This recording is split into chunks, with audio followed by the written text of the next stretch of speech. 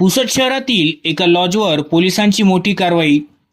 500च्या बनावट नोटा छापणाऱ्या रॅकेटचा पर्दाफाश. पुसद शहरातील विहार लॉजमधील रूम नंबर 105 मध्ये शहर पोलिसांनी मोठी कारवाई केली आहे. 500 रुपयांच्या बनावट नोटा छापणाऱ्या रॅकेटचा पर्दाफाश करण्यात आला असून या प्रकरणात 4 आरोपींना अटक करण्यात आली आहे. तेलंगणा कनेक्शन समोर आले.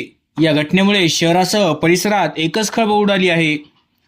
याबाबत पोलीस सूत्रांनी दिलेल्या माहितीनुसार पुसद शहरातील विहार लॉजमधील रूम नंबर 105 मध्ये नमूद घटनेच्या वेळी या ठिकाणी आरोपितांनी संगनमत करून teacher iodine, sodium thiosulphate, spirit, कागद इत्यादी रासायनिक साहित्याचा वापर करून 500 रुपयांच्या दराच्या बनावट चलनी नोटा तयार करीत असल्याची माहिती खबऱ्यांद्वारे पोलिसांना मिळाली होती.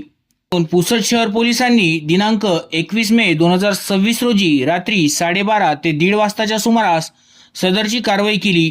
प्रकरणात आरोपींकडून रासायनिक साहित्याचा teacher iodine, sodium thiosulphate, spirit, कागद इत्यादी वापर करून 500 रुपयांच्या बनावट नोटा तयार करीत असताना त्यांच्याकडून एकूण 2,880,000 रुपयांचा मुद्देमाल जप्त करण्यात आला आहे. या प्रकरणात पोलिसांनी 4 आरोपींना अटक केली असून त्यामध्ये सुरेश किशन पेंद्राम वय 40 वर्ष राहणार व्ही कॉलनी जन्नाराम तालुका जन्नाराम जिल्हा मंचिरियाल तेलंगणा, अविनाश कुमार सुरेंद्र मालराज वय 37 वर्ष राहणार तिलकनगर तेलंगणा, व्यंकटेश किशन जंगली वय 33 वर्ष राहणार गांधीनगर तेलंगणा, सय्यद साजिद सय्यद खाजा वय 35 वर्ष राहणार मंचिरियाल तेलंगणा अशी अटक करण्यात आलेल्या आरोपींची नावे आहेत. हे चौघेही तेलंगणाचे रहिवासी आहेत.